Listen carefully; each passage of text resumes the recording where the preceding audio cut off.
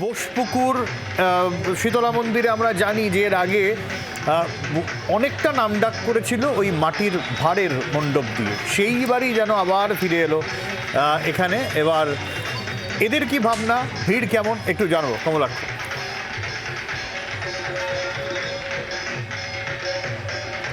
সব্যসাচী, দেখো সেই বন্ধন রাহার যে কথা দিয়ে তুমি শুরু করলে, আজ থেকে 23 বছর আগে অর্থাৎ সেই 2001-এ যে ভাঁড়ের মণ্ডপ হয়েছিল, সেই ভাঁড়ের মণ্ডপের আধুনিকীকরণ এবং থিম রাখা হয়েছে সঞ্চয় বোসপুকুর শীতলা মন্দির। এই মুহূর্তে তোমাকে দেখাবো মণ্ডপ চত্বরে কি পরিমাণ মানুষের ভিড়, এবং মূলত শহরাঞ্চলের মানুষ, তাদের আজকে ভিড়। এবং সেখানে প্যান্ডেলটি দুটি ভাগে বিভক্ত। একটি হচ্ছে সঞ্চয় অর্থাৎ মাটির ভাঁড় দিয়ে, অর্থাৎ লক্ষ্মীর যে ভাণ্ডার সেই ধরনের ভাঁড় দিয়ে তৈরি হয়েছে একদিকে মণ্ডপ, এবং সেখানে বিভিন্ন রকম মানুষের সারা জীবনের যে বহুমুখী সঞ্চয়, কেউ অর্থ সঞ্চয় করেন, কেউ বই সঞ্চয় করেন, কেউ সম্পদ সঞ্চয় করেন, কেউ ছবি সঞ্চয় করেন, যত রকমের সঞ্চয় মানুষ করে থাকে নিজেদের সেই গেরস্থলিতে, সেই সঞ্চয়ের জিনিসগুলি দিয়েই কিন্তু তাদের এই অভিনব ভাবনা, অভিনব থিম। এমনকি যে থিমের যে প্রতিমাটি হয়েছে সেটিও একটি উল্টানো মাটির ভাঁড় দিয়ে তৈরি হয়েছে, সেই রকমই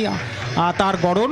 এবং তার পাশাপাশি কিন্তু উল্টো দিকে, ঠিক তার উল্টো দিকেই সেই বন্ধন রাহার সমসাময়িক ঠিক যে মণ্ডপটি তৈরি হয়েছিল, সেই মণ্ডপটিকে ট্রিবিউট দেওয়া হয়েছে ছোট ছোট মাটির ভাঁড় দিয়ে। এবং তুমি দেখতেই পাচ্ছ যে দুটি মণ্ডপ, একই পুজো কমিটির দুটি মণ্ডপ তৈরি হয়েছে সেই সঞ্চয় থিমকে সামনে রেখে।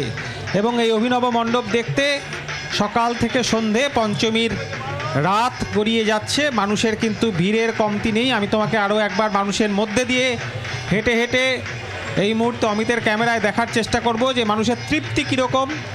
তার কারণ এই দীর্ঘ পথ আজকে তারা অতিক্রম করছেন। শহর একেবারে উৎসবমুখী, বিভিন্ন পুজো মণ্ডপগুলি আজকে তাদের সেই প্যান্ডেল হপিং চলছে, এবং তা করতে করতে এই রকম একটি মণ্ডপে যখন মানুষ প্রবেশ করেন তখন তাদের মধ্যেও কিন্তু সেই উৎসাহ এবং একটা তৃপ্তির ভাব লক্ষ্য করা যায়। সেই ছবিটাই কিন্তু আমরা দেখতে পাচ্ছি বোসপুকুর শীতলা মন্দিরে। একদম, অনেক ধন্যবাদ কমলাক্ষ। শ্রীভূমি, সৌমেনের কাছে আসবো একটা বিরতির পর, ফিরে আসছি, সঙ্গে থাকো।